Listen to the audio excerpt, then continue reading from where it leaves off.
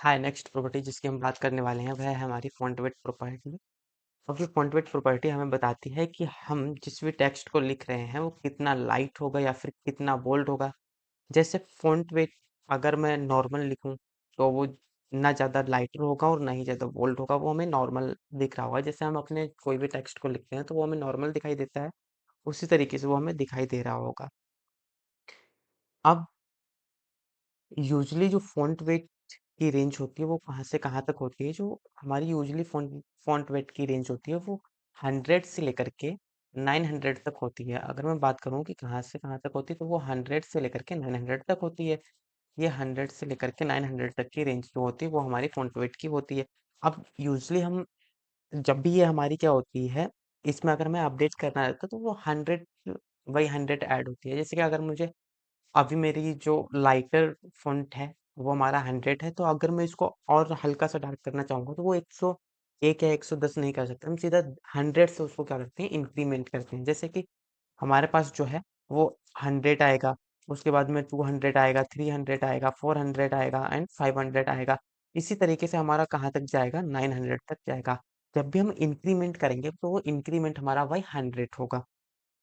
इस तरीके से हमारे क्या होते हैं 900 तक की सारी वैल्यू सेट हम कर सकते हैं। तो नॉर्मल जो फ़ॉन्ट वेट होता है वह हमारा 400 पर सेट होता है।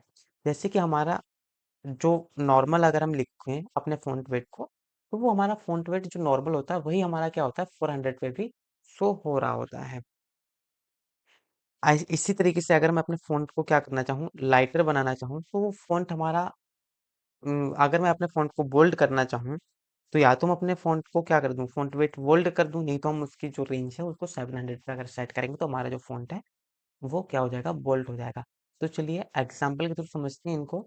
अब मैं चलते हैं अपने एचटीएमएल डॉक्यूमेंट पे। तो हमारा एचटीएमएल डॉक्यूमेंट ये रहा, हम अपने वीएस कोड के अंदर आ गए। अब यहाँ पे मैंने क्या लिखा है, अपनी जो कल मैंने समझाया था आपको एक डॉक्यूमेंट के थ्रू, वही अब मैं ले रहा हूँ। यहाँ पे हमारा क्या है, H1 है जिसमें मैंने आयरन मैन लिखा है, फिर पैराग्राफ है, उसके बाद में H2 हेडिंग है, फिर H3 हेडिंग है, फिर पैराग्राफ है। इस तरीके से मैंने क्या किया, अपने डॉक्यूमेंट के अंदर कंटेंट को लिखा है। अब अगर मैं बात करूँ इसके आउटपुट की, तो हमारा जो आउटपुट था वो हमारा कुछ इस तरीके से पेज दिख रहा था। मैं चाह रहा हूँ कि यहाँ पे जो आयरन मैन है, आयरन मैन जो का क्या है, हमारा H1 है। मैं चाहता हूँ कि इसका जो फ़ॉन्ट है वो क्या हो जाए, वो ऑलरेडी देखो जितना भी हमारा हेडिंग्स होती हैं, चाहे वो H1 हो, H2 हो या फिर H6 हो, उन सबका जो फ़ॉन्ट होता है वो बाय डिफ़ॉल्ट क्या होता है, हमारा बोल्ड होता है।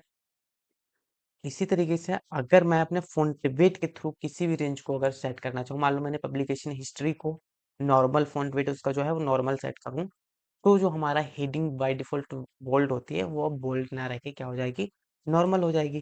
तो देखिए मैं चलता हूँ अपने सीएसएस के अंदर। अब यहाँ पे जो हमारा H3 है या फिर H2 में हमारा क्या है, H2 के अंदर हमारा क्या है, पब्लिकेशन हिस्ट्री है, ठीक है। मैं यहाँ पे H2 सिलेक्ट को क्या करूँगा, सिलेक्ट करूँगा एज अ सिलेक्टर। यहाँ पे मैं अपने फॉन्ट वेट की जो प्रॉपर्टी है उसको नॉर्मल देने वाला हूँ, ठीक है। मैंने यहाँ पे दे दिया नॉर्मल। अभी हमारा ये डार्क दिख रहा था, लेकिन अब हमारे को क्या हो गया, एक नॉर्मल नॉर्मल टेक्स्ट की तरह अब वो हमें दिखने लगा है। जैसे कि यहाँ पे हमें दिख रहा है पब्लिकेशन हिस्ट्री। अब ये हमारा नॉर्मल दिख रहा है और ये जो हमारा है वो कैसा है, एक बोल्डर है। जबकि ये हमारा क्या है, H3 हेडिंग है और ये हमारा H2 हेडिंग था। इसी तरीके से अगर मैं चाहूँ तो इसको नॉर्मल ना दे करके इसको 400 पे अगर मैं सेट कर दूँ तब भी हमारा जो फ़ॉन्ट है वो नॉर्मल ही रहेगा। जैसे कि यहाँ पे अभी भी हमें दिख रहा है कि नीचे वाली जो हेडिंग है वो हमारी बोल्ड है और ऊपर वाला जो है वो हमारा क्या है, नॉर्मल टेक्स्ट की तरह हमें शो हो रहा है। अब इस तरीके से हम अपने क्या करते हैं, वैल्यू को सेट कर देते हैं जब हमें नॉर्मल सेट करना होता है। तो बाय डिफ़ॉल्ट जो हमारा नॉर्मल होता है उसकी रेंज क्या होती है, 400 होती है। जब भी हमें क्या करना होता है, नॉर्मल से भी रिप्रेजेंट कर सकते हैं, ठीक है ना। जब हमें किसी भी टेक्स्ट को नॉर्मल रिप्रेजेंट करना है तो उसको या तो हम नॉर्मल से रिप्रेजेंट कर सकते हैं, नहीं तो हम क्या करते हैं, सीधे उसकी जो फ़ॉन्ट वेट वैल्यू है वो 400 लिख दें, तो हमारा जो टेक्स्ट है वो नॉर्मल की तरह हमें शो होने लगेगा। अब हम जानते हैं कि हमारे जो हेडिंग है वह क्या होती हैं, बाय डिफ़ॉल्ट बोल्ड होती हैं, लेकिन फिर भी अगर मैं अपने फ़ॉन्ट वेट को नॉर्मल सेट करना चाहूँगा, तो वो हेडिंग नॉर्मल ही हमें दिखेगी। वो किसके थ्रू हो सकती है वो हमारी हो सकती है फ़ॉन्ट वेट के थ्रू, जैसे कि अभी हमने यहाँ पे किया था। अपनी जो H2 हेडिंग थी उसको मैंने नॉर्मल बनाया था।